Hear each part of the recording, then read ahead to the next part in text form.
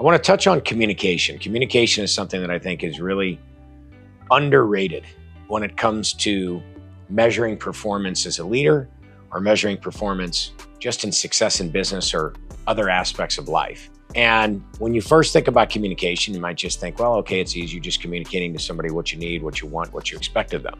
But what I have seen in business with my brothers and I and our team members is that oftentimes it's not what we're communicating, but it's what we're not communicating. We often, in the past at least, would assume that our team members knew what we wanted and knew what we needed.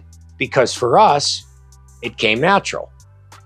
It usually comes natural to anybody that's wanting something or needing something because it's your needs, it's your wants, it's your desires. So you sort of think that, well, everybody else wants the same thing, or everybody else thinks the same way, or everybody else understands why we're doing what we're doing. But what we realized, and what I realized, is that we actually had some blind spots.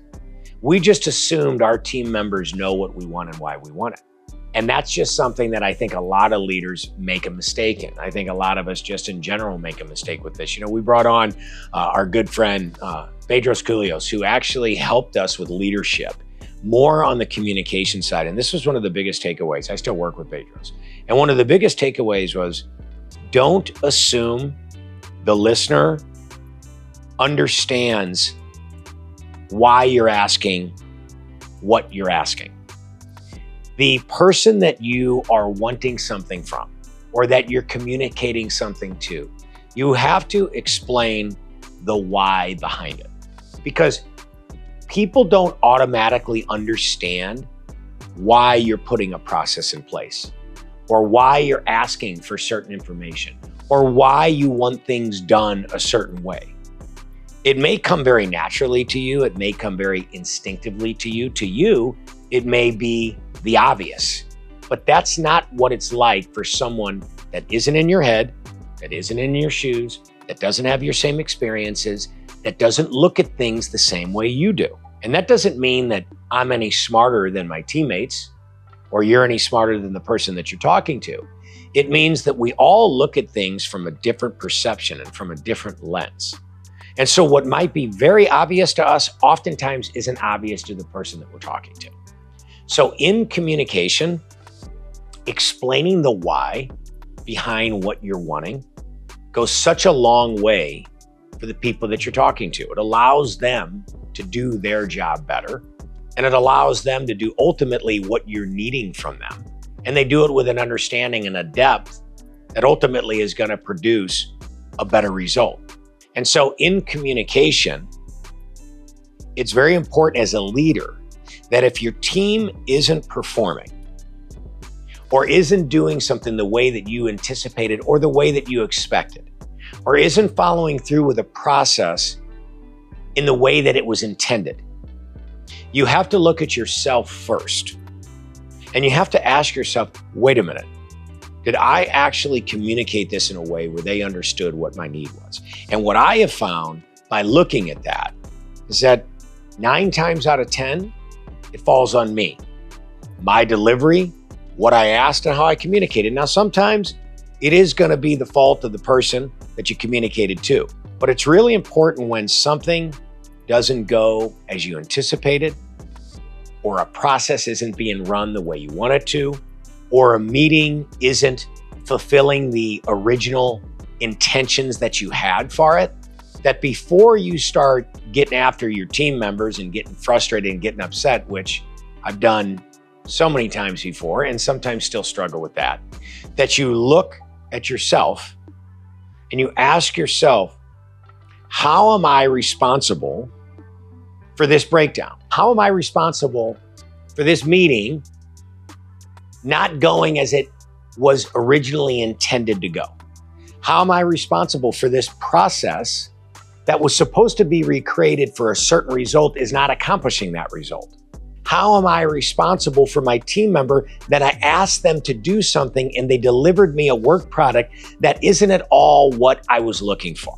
And when you ask yourself that question and you really look at yourself in an unbiased manner, you'll start to see that what comes maybe naturally to you or instinctively to you or seems sort of common sense or common knowledge isn't the case for the person on the other side. And again, that doesn't make you any smarter.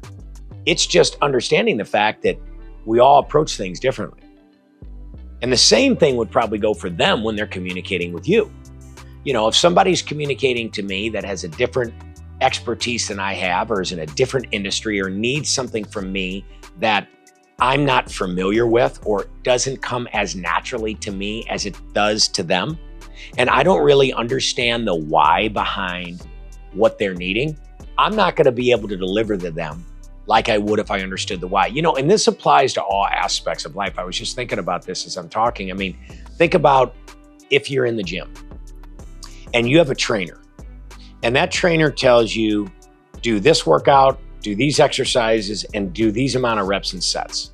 And you don't know the why behind it. You don't know the overall purpose or the overall plan. You're probably not going to be able to do that workout as good as you would do it if you understood the purpose behind the exercises, the reasoning for why you were doing what you're doing. At least for myself, when I understand the why and I understand the purpose behind it, I just show up better. And I think that's human nature. And I think that really applies in the business world. So for leaders out there, when you're communicating with your team, or if you're just the quarterback of a deal, a real estate deal, and you're communicating perhaps with your architect or your lawyer or the general contractor or the project manager or the civil engineer, make sure you're communicating in a way where they understand the why behind your ask. Because when you can explain the why and the purpose behind the ask, the product that they're going to deliver to you, the task that they're going to perform is going to be far better than you just throwing out orders and expecting them to get it and expecting them to produce a work product that's satisfactory to what you're looking for. So if you're like us, you'll have these blind spots. You assume that everyone's just going to get it. And when they don't get it, you'll get frustrated. But if you're also like us, you got to have the openness to look at yourself. And before you point the finger that way, you got to be willing to point the finger this way. And this is a great reminder for myself, because this is something, as I told you, that myself and brothers have gotten coaching on. Me personally have gotten coaching on. And this is a work in progress and it's never mastered. But I think it's an underrated skill when it comes to communication.